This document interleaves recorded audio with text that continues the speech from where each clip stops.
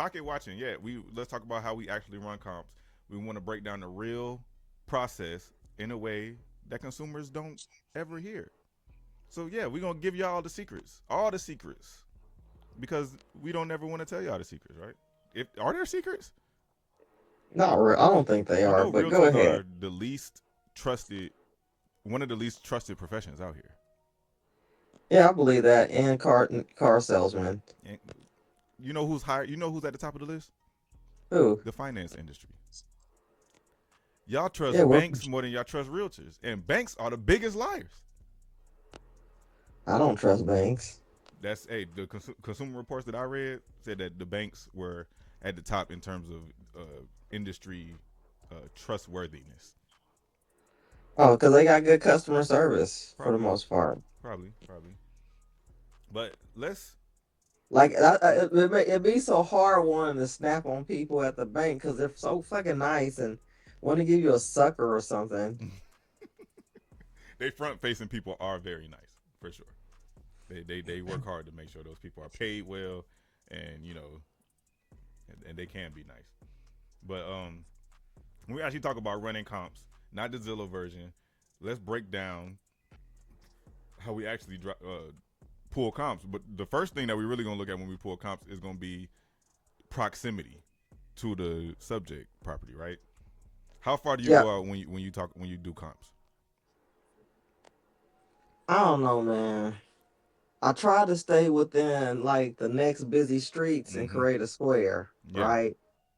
And then I try to use railroad tracks as cutoffs, because believe it or not, the other side of the tracks is real. neighborhoods change after railroad tracks. Like if you're in Roseland and you go, the last block you want to buy on is Eggleston.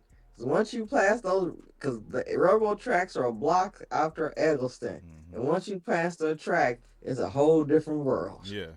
Yeah, yeah. The other side of the tracks is real. That's real. It's always been real, and it's still real to this day. Um, but not statistics, but reports suggest that you should, when you're pulling comps, you shouldn't go out further than a mile. I mean, half a mile, if you can. Shouldn't go out further than half a mile, and if you can get as close to a quarter of a mile, that would be ideal.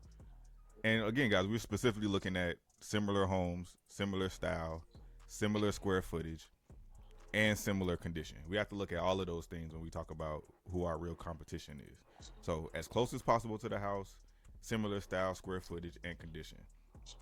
Not everything in the zip code. That's what the Zestimate is going to do. The Zestimate is going to give you everything in 60428, and it's going to say, hey, for a 3 bedroom, 2 bathroom in 60428, this is the price.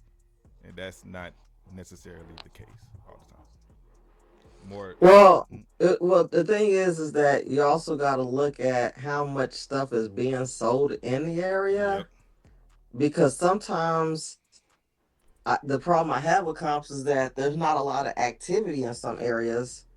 So I got to go out further. Mm-hmm. At least my goal is to stay within at least The mile. that area. Mm-hmm. Right. But So what we want to make sure that you guys are doing when you're looking at comps, doing them for yourself, you want to look at the properties that are closest to you first, right? And if yes, you can't find anything that's the same, similar, that will be a good comp, then you extend your radius a little bit, and you keep doing that until you can actually find a good comp or a couple good comps. I'll say. All right, and then the next step I want to talk about is time mattering more than distance. So, regardless of how close that property is to you, if this property has been sitting on the market for 365 days, it's probably not a good. You probably don't want to go based off of this comp. You know what I'm saying? you want to look closer at comps that have way shorter market times. Um, at least for me, within 90 days, that would be the ideal comp, and less than that would be even more ideal. So, uh, let's see. And then adjustments. Obviously, if you have a finished basement versus an unfinished basement, your values will look differently.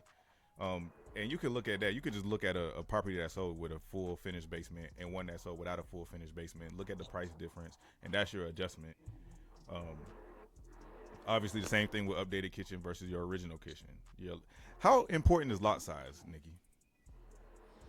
Lot size, I, I don't I don't think it's relevant, to be honest with you. Um, what's more important? Lot size only important when you like maybe in a rural area. Yeah. You get what I'm saying? Hmm. Cause cause you like us when we talk about stuff in the city, we say, oh, it's on the city a Chicago standard lot. Yeah. Yeah. Yeah. We say that all the time. I mean, like, but if you're on like two city lots, like we're not gonna. I don't think we're gonna raise the price any. Land might be important, like if you were in Crete Yeah. or southern, Yeah. Somewhere out in uh, Will County or something. yeah, Yeah. southern rural areas. I think the only no, cause nah. I was gonna say the only way that a lot would really matter. Yeah, the only way that a lot could really matter in the suburbs for real is when we talk about your tax bill. Cause Yeah, if you sit on two lots, then you're paying two tax bills. Albeit that second tax bill is not gonna look like the first tax bill, but you're still paying two tax bills. You know. So, and obviously, garage spaces matter. School district boundaries are extremely important, especially out here. yes, You know, yes. that's one of the main drivers of people buying in certain areas is the school district. All right, and then the last step in pulling comps, you want to look at and focus in on like my man talked about earlier in this video. Um, talk about the emotion, the psychological layer, the fact that buyers don't necessarily buy with the calculators; they buy with the emotion. Your price has to match how the home feels. Would you agree with that? I definitely agree. Like, if you got shit everywhere, please, please, please drop the price. The price has to reflect the condition of the home as well as how the home feels when you walk in there, right? So we want to be conscious of that. And Yeah, again, 'cause that's the value of realtors because we bring that third party unbiased perspective to it. Yeah, we want to sell it for top dollar, but I know I can't sell it for this amount in this current condition, right? I remember I went to a house in Dalton. I went there for the listing, and I was like, "You got to declutter this place." She's like, "I'm not doing that. I still live here." I'm like, "Well, you got to discount the price." Extremely discounted because now I can't even show the inside for real. And then I found a investor buyer for it, right? Because she didn't want to clean anything up. He's like, "Yes, I'm gonna pay you cash this amount, blah blah blah."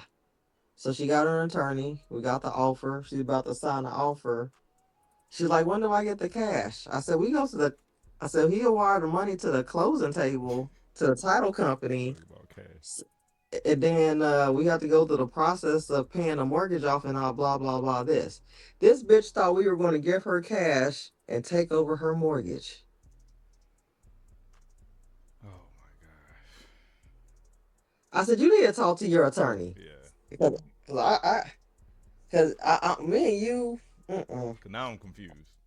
Yeah." Well, Like, how you thought we were going to pay your mortgage? we've been doing this Like, whole time. Like I don't right. understand. All right. And so that's just the first part. That's just finding out what the price is, or not the price, but the finding comparables to determine what your competition is. Now let's actually talk about your pricing strategies. And this is the truth that sellers never hear. We never really had these conversations with sellers. Well, they don't. We do, right? We're gonna actually break down those strategies that the other guy earlier talked about. We're gonna talk about some of those strategies. So the first one, market value pricing. That would just be us simply pricing the property where the comps say you should be. We look at the comps, we do some plug and play, and whatever that comp say the best comp 250, we listen at 250. This probably will work best in maybe a balanced market or maybe a seller driven market because in a really heavy seller driven market it doesn't really matter where you price it at, you know. It And matters still a yeah, little yeah, bit. it, it, Don't it tell definitely you. obviously within reason, but like if you ten thousand Yeah. dollars off and y'all the only listing over here, you know, you still gonna get some showings, you still gonna get some offers for the most part. So that's market value pricing. The next one is aspirational pricing, like my guy talked about earlier. This is pricing slightly above the market value to test demand. Would you ever recommend this aspirational pricing? Only like we had during COVID. Hmm. Yeah, because the market was booming, Yeah. and yeah. Like, cause it was I never worked in a market like that before. It really scared the crap out of me. Hmm. And the thing is that stuff was going so like I would list houses for 175 and they would sell for 225. We had some great years during COVID. Yeah, I have a client who was buying a house at 280 something, and there's like, if it doesn't appraise, you got to pay the difference. And my client's like, okay, because we were selling his house, so he had the cash to pay the Hmm. difference, and it appraised. So Wow, that's an amazing negotiating position to be in. yeah, You know, absolutely. So I think the aspirational pricing will probably work best, like you said, when inventory is extremely low, like we had during COVID, and when the home is fully updated. Right now, if you drop a fully remodeled home right here in Markham, you can market that aspirationally because it's gonna be the only one that's over here. Guaranteed. All right, so that's your aspirational pricing. The last one is gonna be your demand stack pricing. This is pricing slightly below the market value to create a bidding environment. Now, what are situations that you recommend this marketing strategy or this pricing strategy? um, if the house needs a little love and it's in like a high demand area. Mm-hmm. Absolutely. I think pricing slightly below the value. Um, this will work best for homes that are in really good condition and in highly desirable neighborhoods because what you're going to be looking at is your competition. So you have all of these houses out here that are for sale in this desirable neighborhood, and you come in prices slightly below what everybody else is. That's going to drive all the attention to your property. So just keep that in mind when you're pricing your home. All right. And I think And that's a strategy you really use, like if it's not about the money and you just need to move fast. right. Like, because your timeline matters too, right? Yeah. If you got to get rid of this property in 30 days, then we have to price that to reflect it. You know, we're not trying to give it away, but obviously. All right, so I got